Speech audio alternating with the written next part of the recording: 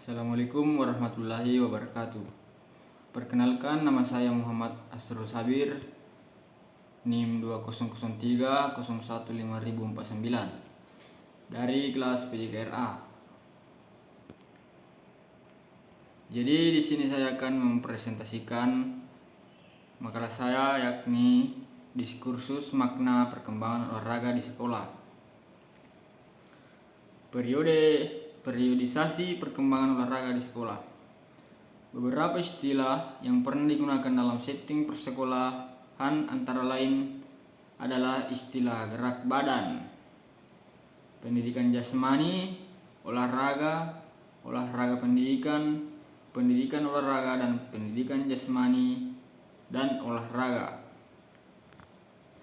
Yang pertama, masa gerak badan tahun 1945 sampai 1950. Bersamaan dengan proklamasi kemerdekaan Republik Indonesia pada tanggal 17 Agustus 1945, pemerintah Republik Indonesia makin menyadari pentingnya pendidikan untuk pembangunan bangsa dan negara, termasuk di dalamnya gerakan badan di sekolah. Di sekolah diberikan aktivitas gerak badan dalam bentuk permainan, atletik, senam, dan khusus untuk sekolah menengah tinggi ditambah dengan latihan militer. Gerak badan untuk anak perempuan dilakukan terpisah. B. Perlunya nasihat dokter untuk melaksanakan gerak badan. C. Badan pengajaran diambil dari permainan dan kesenian nasional.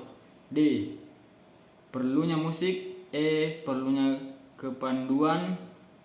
F. Perlunya pencegahan ekses dalam perlombaan.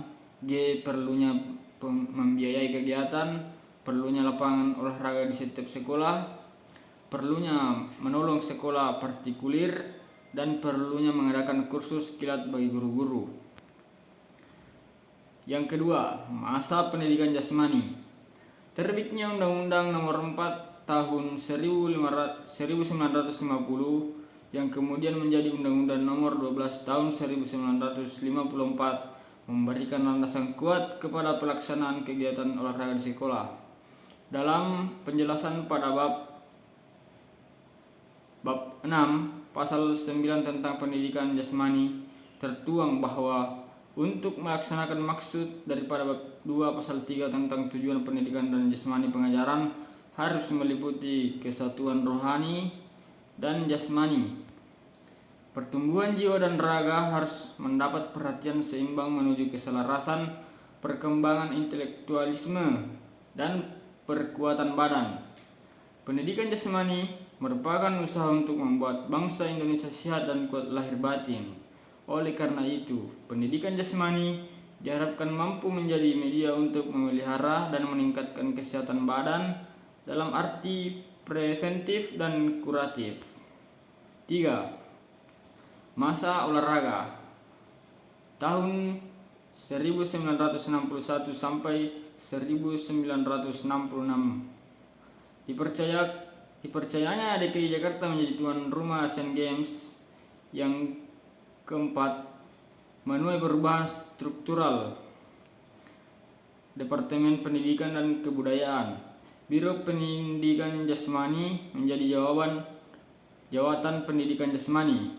Perubahan itu secara dirasakan kurang tepat karena Asian Games diharapkan menjadi forum tempat bangsa Indonesia membuktikan kemampuannya dengan mengukir prestasi tinggi, baik dalam cabang-cabang olahraga yang dipertandingkan maupun dalam organisasi penyelenggaraan. 4. Masa olahraga pendidikan 1966 sampai 1977. Pada masa olahraga pendidikan, pengelolaan olahraga berada di bawah Departemen Pendidikan dan Kebudayaan. Mula-mula penanggung jawabnya adalah Direktur Jenderal Olahraga, kemudian beralih kepada Direktur Jenderal Pemuda dan Olahraga. Pada tahun 1975 terjadi perubahan struktur departemen yang berdampak pada pengelolaan yang diturunkan ke eselon yang lebih rendah. Pada masa ini program olahraga wajib di sekolah berjalan terus, walaupun ada kewajiban baru yaitu bergabung dengan kesehatan, dengan demikian juga dengan olahraga karya. Adapun Popsi yang mulai aktif pada tahun 1966 bertambah maju dan pada tahun 1970 berhasil menggelar kejuaraan nasional Popsi dalam cabang olahraga atletik dan sepak bola. Pada tahun 1977 telah diselenggarakan kejuaraan nasional Popsi untuk cabang olahraga atletik, renang, tenis meja, bola basket, dan akan ditambah dengan bola voli dan senam. 5. Masa pendidikan olahraga dan penjaskes 1978 sampai sekarang. Dalam perjalanannya dari tahun 1978 sampai dengan 1995, nama olahraga di sekolah mengalami berbagai perubahan. Walaupun demikian, pelaksanaan olahraga di sekolah tetap ditekankan pada aspek pendidikan. Artinya, kegiatan pendidikan yang dilaksanakan melalui media kegiatan jasmani disebut olahraga.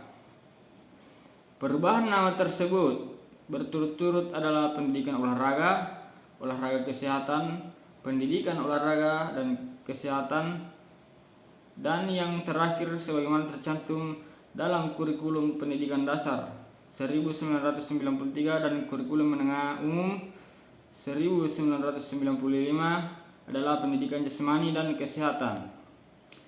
B. Urgensi penjaskes.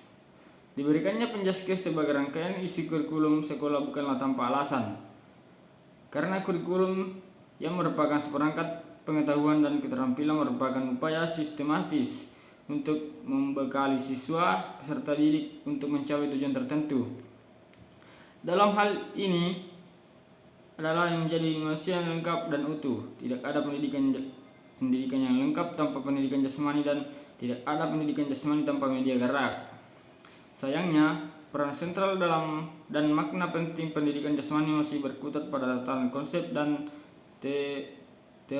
teorika, belum diimbangi dengan kenyataan praktis di lapangan. Misi pokok pendidikan jasmani seringkali belum dapat dipahami oleh banyak orang. Kondisi ini diperparah lagi dengan atmosfer pemikiran sejak tahun 90-an yang mewarnai arah pendidikan di Indonesia dengan menitik beratkan pada kemampuan intelektual dan kurang memperhatikan aspek lain dari anak secara utuh. Jadi mungkin itu yang sempat saya presentasikan. Jika ada salah kata mohon dimaafkan, lebih dan kurangnya mohon dimaafkan. Assalamualaikum warahmatullahi wabarakatuh.